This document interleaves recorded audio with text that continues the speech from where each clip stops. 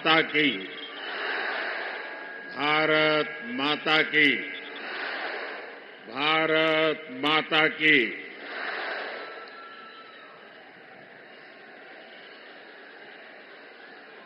बेळगावी ಮತ್ತು ಚಿಕ್ಕೋಡಿ ಯಾ ಸೋದರ ಸೋದರಿಯರಿಗೆ ನನ್ನ ನಮಸ್ಕಾರಗಳು।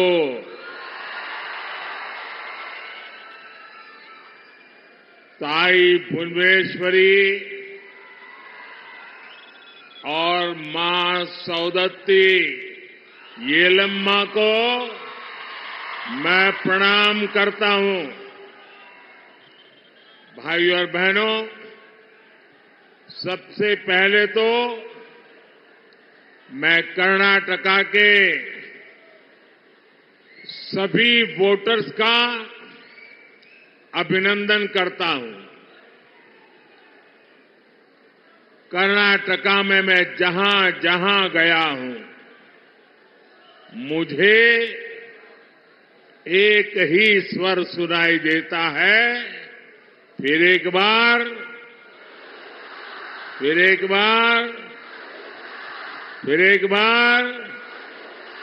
साथियों, हम सभी छत्रपति शिवाजी महाराज को मानने वाले लोग, हम सभी भगवान बसवेश्वरा का अनुसरण करने वाले लोग, छत्रपति शिवाजी महाराज ने शक्तिशाली भारत बनाने के लिए जीवन भर संघर्ष किया। भगवान बसवेश्वरा ने अनुभव मंडपम से डेमोक्रेसी का रास्ता बताया। 10 साल में भारत शक्तिशाली हुआ। आप मुझे बताइए, भारत का शक्तिशाली होना आप गर्व करते हैं? आपको गर्व होता है? भारत की पहचान मदर ऑफ डेमोक्रेसी के रूप में होने लगी है। ये गर्व होने वाली बात है कि नहीं है? गर्व करने वाली बात है कि नहीं है? भारत से 25 करोड़ लोग गरीबी से बाहर निकले, और जब 25 करोड़ लोग 10 साल के भीतर भीतर गरीबी से बाहर निकलते हैं, तो हर हिंदुस्तानी का आत्मविश्वास बढ़ता है कि नहीं बढ़ता है? आपका आत्मविश्वास बढ़ा कि नहीं बढ़ा? और इसलिए देश कह रहा है, गरीबों के कल्याण के लिए फिर एक बार। साथियों, भारत जब आगे बढ़ता है, भारत जब मजबूत होता है, तो हर भारतीय खुश होता है। लेकिन कांग्रेस देश हित से इतना दूर हो चुकी है, परिवार हित में इतनी उलझ गई है कि उसे देश की उपलब्धियां अच्छी नहीं लगती है। अब आपको याद होगा, कांग्रेस ने HAL को लेकर कितना झूठ फैलाया, कितना झूठ फैलाया। कांग्रेस ने कोरोना काल को याद कीजिए। कोरोना काल में भारत की जो मेड इन इंडिया वैक्सीन थी, कोरोना की जो वैक्सीन थी, उस पर भी विरोध पैदा कर दिया। उसका भी यहां तक कह दिया, ये तो भाजपा वैक्सीन है। भारत की हर सफलता पर उनको शर्म आने लगी है, और जैसे उनको भारत के वैक्सीन पे भरोसा नहीं, लोगों को उलझन में डालने की कोशिश की, उन्होंने ईवीएम के बहाने पूरी दुनिया में भारत की डेमोक्रेसी को बदनाम करने की कोशिश की। अभी 2 दिन पहले ही सुप्रीम कोर्ट ने ये कांग्रेस वालों को और उनकी पूरी टोली को ऐसा करारा तमाचा मारा है, ऐसा करारा तमाचा मारा है। सवाल ये है, आखिर कांग्रेस देश का नुकसान होने वाली बातों पर झूठ फैला करके लोगों में विश्वास तोड़ने का काम किसके इशारे पर कर रही है? कांग्रेस के नेताओं ने ईवीएम पर तो झूठ बोला है और देश का हर नागरिक कहता है कितने महत्वपूर्ण विषय पर झूठ बोल करके आपने देश के लोकतंत्र को बर्बाद करने का षड्यंत्र किया है। आपको देश की माफी मांगनी चाहिए। साथियों, पिछले 10 वर्षों में बीजेपी एनडीए सरकार ने देश के नागरिकों की ईज ऑफ लिविंग के लिए बहुत काम किया है। इसका एक बड़ा उदाहरण है भारतीय न्याय संहिता।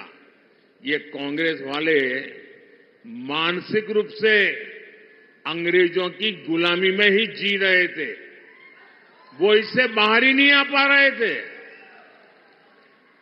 वो तिरंगा झंडा फहरा करके तो आजादी की बात करते थे, लेकिन हर कानून व्यवस्था में मन से अंग्रेजी की गुलामी को जी रहे थे।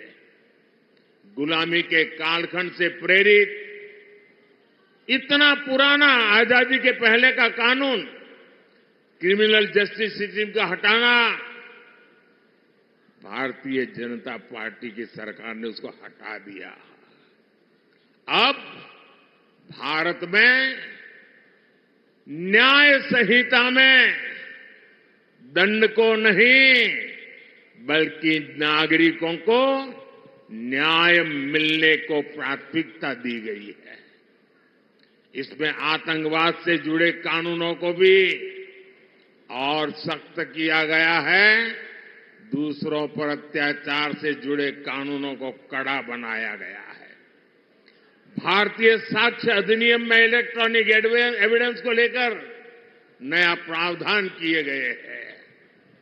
1 जुलाई से लागू होने के बाद ये संहिता देश के हर नागरिक को बहुत मदद करने वाली है। लेकिन साथियों, जब से कर्नाटका में कांग्रेस सरकार आई है, तब से पूरे स्टेट में लॉ एंड ऑर्डर की स्थिति बहुत खराब है कि नहीं? खराब है कि नहीं? हालत बद से बदतर हो रहा है कि नहीं हो रहा है?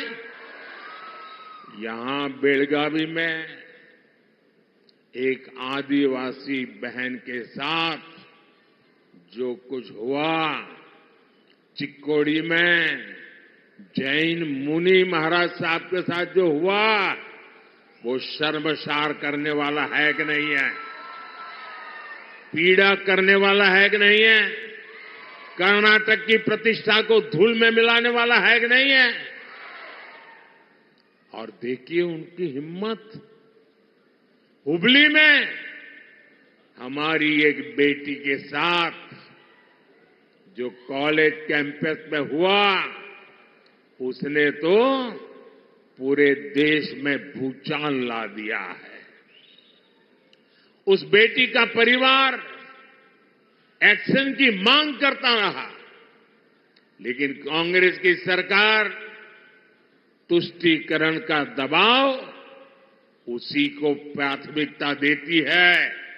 उनके लिए नेहा जैसी बेटियों की जिंदगी की कीमत नहीं है, उनको तो अपने वोट बैंक की चिंता है। बेंगलुरु के कैफे में बम धमाका हुआ, तब भी कांग्रेस ने शुरुआत में इसे लेकर गंभीरता ही नहीं है। यहां तक कह दिया ये तो गैस का सिलेंडर फटा था। देश की जनता के आंख में क्यों धूल झोंक रहे हो कांग्रेस के लोग? अगर तुमसे नहीं बनता है तो छोड़ करके घर चले जाओ।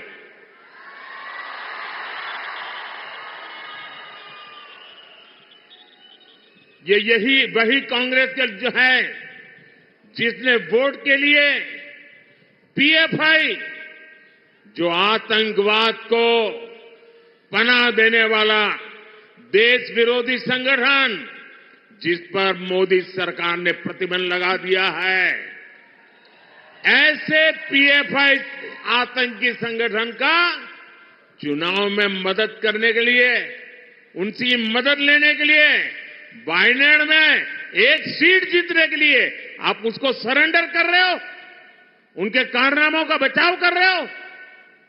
लेकिन भाजपा सरकार ने देश और समाज विरोधी पीएफआई को बंद किया है।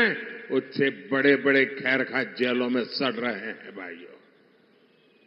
साथियों, कांग्रेस ने हमारे इतिहास को, हमारी आजादी की लड़ाई को भी वोट बैंक के नजरिए से, तुष्टीकरण के नजरिए से ही लिखवाया है।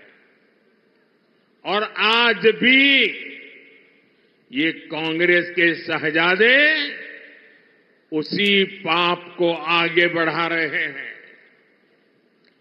आपने कांग्रेस के शहजादे का एक ताजा बयान जरूर सुना होगा। ये शहजादे का कहना है कि भारत के राजा, भारत के महाराजा ये अत्याचारी थे, ये गरीबों की जमीन छीन लेते थे, जब मर्जी पड़े तब उनका सब हड़प कर लेते थे। कांग्रेस के शाहजादे ने छत्रपति शिवाजी महाराज, कित्तूर की रानी चिन्नम्मा जैसे महान व्यक्तित्व का अपमान किया है। इनका सुशासन, इनकी देशभक्ति आज भी हम सभी को प्रेरित करती है। जरा शाहजादे को पता है क्या मैसूरू राजघराने का योगदान? उनको याद नहीं रहा। मैसूरू राजघराने को आज पूरा देश गर्व के साथ देखता है कि नहीं देखता है। साथियों, कांग्रेस के शाहजादे का बयान सोच समझकर वोट बैंक की राजनीति करने के लिए, तुष्टीकरण के लिए दिया गया बयान है। याद रखिए, शाहजादे ने राजा महाराजा को बुरा भला कह दिया, उनकी तो आलोचना कर दी, लेकिन भारत के इतिहास में जो अत्याचार नवाबों ने किए, निजामों ने किए, सुल्तानों ने किए, बादशाहों ने किए, उसकी बात पर तो शाहजादे के मुंह पर ताला लग जाता है, बोलती बंद हो जाती है और राजा महाराजाओं को गालियां दे रहे हो, उनको अपमानित करते हो। कांग्रेस को औरंगजेब के अत्याचार याद नहीं आते, जिसने हमारे सैकड़ों मंदिरों को तोड़ा, अपवित्र किया। कांग्रेस तो औरंगजेब का गुणगान करने वाली पार्टियों के साथ खुशी से गठबंधन करती है। इनको वो लोग याद नहीं आते जिन्होंने देश भर में हमारे तीर्थों को तहस नहस किया, लूटपाट की, हत्याएं की, गौ हत्याएं की, इनको वो नवाब याद नहीं आए जिन्होंने भारत के विभाजन में बहुत बड़ी भूमिका निभाई। कोई कल्पना कर सकता है क्या बनारस के राजा के बिना बनारस हिंदू विश्वविद्यालय की स्थापना संभव हो सकती थी? क्या महारानी अहिल्याबाई होलकर ने मंदिरों का पुनर्निर्माण कराकर हमारे आस्था स्थलों की रक्षा की या नहीं की? मैं गुजरात से आता हूं, मेरा गांव गायकवाड़ स्टेट में पड़ता है। ये बड़ौदा महाराजा थे जिन्होंने बाबा साहब आंबेडकर की प्रतिभा को पहचाना था, उनको बड़ौदा बुलाया, उनकी शक्ति को पहचाना और बाबा साहब आंबेडकर को विदेश पढ़ने के लिए भेजने का काम गायकवाड़ महाराजा ने किया था। ये कांग्रेस के शाहजादे को इन राजा महाराजाओं का योगदान याद नहीं आता है, लेकिन वोट बैंक की राजनीति के लिए वे राजा महाराजाओं के खिलाफ बोलने की हिम्मत करते हैं, नवाबों के खिलाफ, बादशाहों के खिलाफ, सुल्तानों के खिलाफ एक शब्द बोलने की उनमें ताकत नहीं है। कांग्रेस की तुष्टीकरण की मानसिकता अब देश के सामने खुल करके सामने आ रही है और यही मानसिकता कांग्रेस के मैनिफेस्टो में भी झलकती है।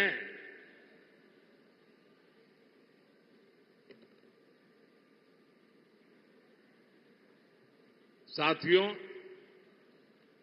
आज पूरा देश समझ गया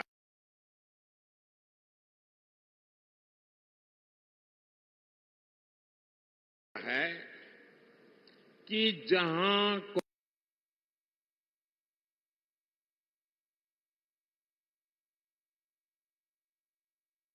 कांग्रेस आई वहां से विकास का पलायन गया, विकास का पलायन शुरू हो जाता है। कर्नाटका में भी यही हो रहा है। जब बीजेपी की सरकार यहां थी तो भारत में फॉरेन डायरेक्ट इन्वेस्टमेंट का बहुत बड़ा हिस्सा कर्नाटका में आता था, लेकिन अब यहां स्थितियां बदल रही हैं। जब से कांग्रेस सरकार यहां आई है तब से रोड के, इरिगेशन के सारे काम बंद पड़ गए हैं। यहां बिजली के कट लगने से हर कोई परेशान है, उद्योग परेशान है, लोग परेशान हैं और इसलिए ही लोग कहते हैं जहां कांग्रेस आई वहां बर्बादी लाई। साथियों, हमारा देश छोटे किसानों का देश है। कृषि क्षेत्र का कायाकल्प करने के लिए ये बहुत जरूरी है कि हम छोटे किसानों की संगठन शक्ति को एकजुट करें। इसलिए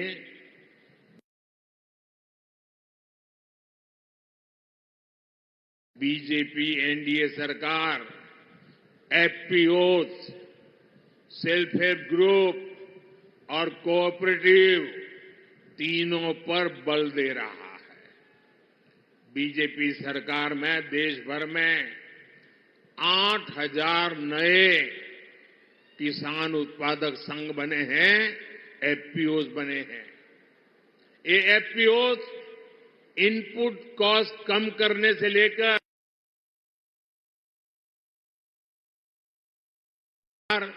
शुगर कोऑपरेटिव्स को भी बढ़ावा दे रही है।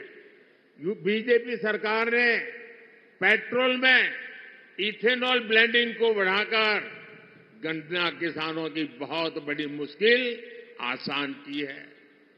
इथेनॉल ब्लेंडिंग की वजह से गन्ना किसानों को 70,000 करोड़ रुपए से ज्यादा उनको कमाई हुई है। चीनी मिलों पर बकाया होने की उनकी समस्या भी अब दूर हो रही है। लेकिन साथियों, यहां कांग्रेस ने फार्मर्स के साथ जो विश्वासघात किया है वो तो बहुत बड़ा पाप है। यहां जब बीजेपी की सरकार थी तो फार्मर्स के बैंक अकाउंट में 10,000 रुपये, 10,000 रुपये जमा होते थे। कांग्रेस की सरकार ने आते ही 4,000 रुपया देना बंद कर दिया। अब वोट मिल गया, अब किसान जाने, किसान का काम जाने, उनको परवाह ही नहीं है। अब मोदी जो 6,000 रुपया भेजता है वही किसान को जाता है। यहां के पैसे उन्होंने काट लिए और पीएम किसान सम्मान निधि के पैसे आपको ऐसे ही मिलते रहेंगे। ये कर्नाटका वालों ने जो पाप किया है उसकी सजा आप इस चुनाव में दीजिए और मोदी आने वाले वर्षों में भी आपको गारंटी देता है जो दिल्ली से भेजा जाता है वो चालू रहेगा।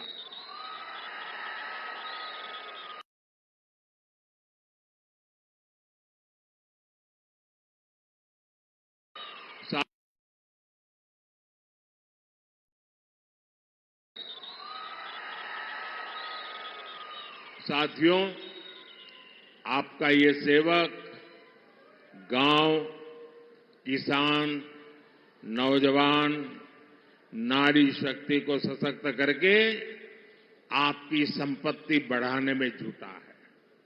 लेकिन कांग्रेस क्या कर रही है? कांग्रेस के शहजादे आजकल घोषणा कर रहे हैं और भाई बहन दोनों कर रहे हैं कि वो चुनाव अगर जीत गए तो पूरे देश का एक्सरे करेंगे, आपकी प्रॉपर्टी का एक्सरे किया जाएगा, बैंक के लॉकर का एक्सरे किया जाएगा, आपकी जमीन कितनी है एक्सरे होगा, आपके पास गाड़ी कितनी है, स्कूटर कितने हैं, साइकिल कितनी है, इसका एक्सरे होगा। महिलाओं के पास स्त्री धन कितना है, गहने कितने हैं, सोना कितना है, मंगलसूत्र कहां पड़ा है, इसका एक्सरे किया जाएगा। यानी ये लोग हर घर में छापा मारकर आपकी संपत्ति पर कब्जा करना चाहते हैं। आपकी संपत्ति पर कब्जा करने के बाद कांग्रेस इसे रीडिस्ट्रीब्यूशन की बातें कर रही है, अपनी पसंदीदा वोट बैंक को देना चाहती है। क्या आप अपनी गाड़ी कमाई की संपत्ति को लूटने देंगे? आपने बचाया हुआ सोना चांदी लूटने देंगे? क्या आपके मंगलसूत्र पर किसी को हाथ लगाने देंगे? कोई पंजा आपकी संपत्ति लूट सकता है क्या? मैं कांग्रेस को अलर्ट करना चाहता हूं, ये मंसूबे छोड़ दीजिए जब तक मोदी जिंदा है।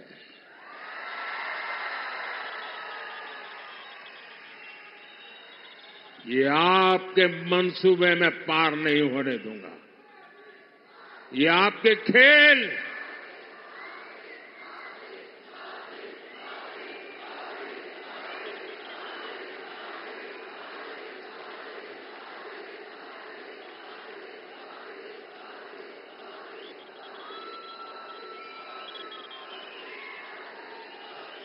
साथियों, इस चुनाव में कांग्रेस ने इनहेरिटेंस टैक्स का एक नया फॉर्मूला निकाला। ये बड़ा भयंकर है, आपकी नींद उड़ जाएगी।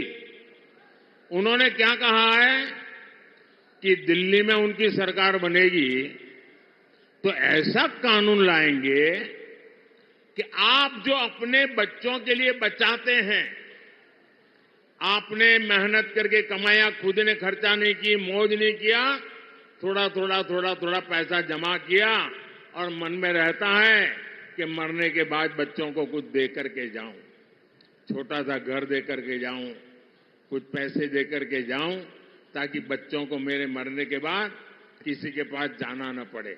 हर माँ बाप ऐसा चाहता है कि नहीं चाहता है? हर माँ बाप अपने बच्चों को कुछ न कुछ देना चाहता है कि नहीं देना चाहता? और इसलिए हर माँ बाप कुछ बचत करके रखता है कि नहीं रखता है? अब ये कांग्रेस वाले कहते हैं आपने जो बचाया है, अगर आप अपने बच्चों को अब नहीं दे सकते हैं, आपने जो बचाया है अगर बच्चों को देना है तो 55%, 55% उस पर टैक्स लेकर के सरकार वो छीन लेगी। मतलब 2 मकान है तो एक कांग्रेस की सरकार की जेब में और दूसरे से अपने 2 बच्चों को बांट के दो। अपनी वोट बैंक को बांटने के लिए ये आपकी संपत्ति पर डाका डालना चाहते हैं, क्योंकि उन्होंने घोषणा की है कि इस देश की संपत्ति पर पहला अधिकार किसका है, उनकी वोट बैंक का है। ये डॉक्टर मनमोहन सिंह जी भी कह चुके हैं। मैं कर्नाटका के सभी लोगों से पूछना चाहता हूं, मैं आपके माध्यम से देशवासियों को पूछ रहा हूं, क्या आप ऐसा होने देंगे? ऐसा कानून लाने वालों को आने देंगे? ऐसी सोच वाली कांग्रेस को सजा देंगे? इस चुनाव में हर बूथ में उनको चुन चुन कर साफ करेंगे? भाइयों और बहनों, बीजेपी कित्तूर रानी चेन्नम्मा से प्रेरणा लेती है। इसलिए एनडीए सरकार ने सेना के हर मोर्चों को महिलाओं के लिए खोल दिए हैं। बेलगांव में तो संगोली रायन्ना सैनिक स्कूल भी बना है। हमारी बेटियां भी अब सैनिक स्कूलों में पढ़ पा रही है। बीजेपी सरकार की नीतियों की वजह से सेंट्रल पुलिस फोर्सेज में महिलाओं की संख्या अब 2 गुनी से भी अधिक हो चुकी है। साथियों, आपका सपना ही मोदी का संकल्प है।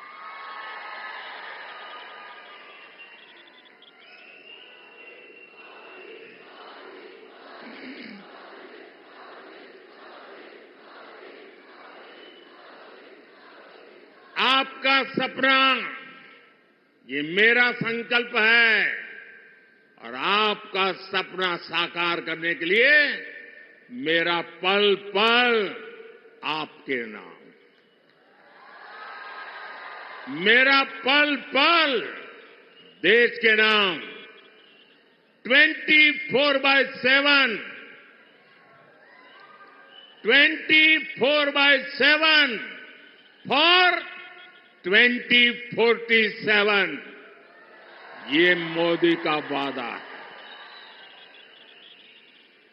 और इसलिए मेरे भाइयों बहनों, इस चुनाव में दिल्ली में मुझे कर्नाटका से मजबूत समर्थन की जरूरत है। मैं आज आपके पास कुछ मांगने के लिए आया हूं। मैं आपसे आशीर्वाद मांगने के लिए आया हूं।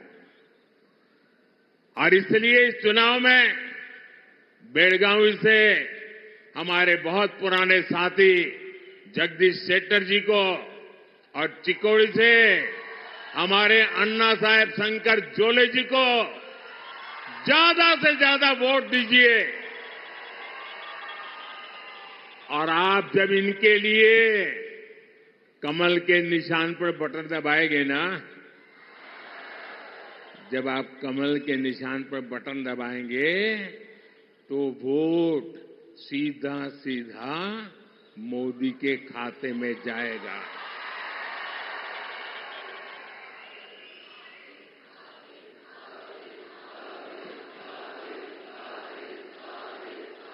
तो मोदी को मजबूत बनाएंगे, मोदी को मजबूत बनाएंगे, मोदी को मजबूत बनाने के लिए घर घर जाएंगे, मोदी को मजबूत बनाने के लिए ज्यादा से ज्यादा मतदान करवाएंगे, सुबह 10 बजे के पहले ज्यादा से ज्यादा मतदान करेंगे, पहले मतदान फिर जलपान, पहले मतदान फिर जलपान, पहले मतदान फिर। आपसे मेरा आग्रह है, हमें सारे पुराने रिकॉर्ड तोड़ने हैं और हर पोलिंग बूथ जीतना है। जीतोगे? हर पोलिंग बूथ जीतोगे? अच्छा, मेरा एक काम करोगे? जरा हाथ ऊपर करके बताओ तो बताओ। मेरा एक काम करोगे? ये मेरा पर्सनल काम है, करेंगे? ये चुनाव वाला काम नहीं है, करेंगे? पक्का करेंगे? एक काम करना, घर घर जाइएगा और हर घर में जाके कहिएगा कि मोदी जी आए थे, मोदी जी ने आपको नमस्कार भेजा है। मेरा नमस्कार पहुंचा देंगे? जब मेरा नमस्कार आप पहुंचाएंगे ना, तो हर परिवार मुझे आशीर्वाद देगा और हर परिवार का आशीर्वाद मेरे लिए एक नई ऊर्जा बन जाता है। और जब नई ऊर्जा बन जाता है तो मैं पूरी शक्ति के साथ आपके सपनों को साकार करने के लिए अपनी जिंदगी खपा देता हूं। और इसलिए मुझे आपके आशीर्वाद चाहिए। मेरे साथ बोलिए, भारत माता की।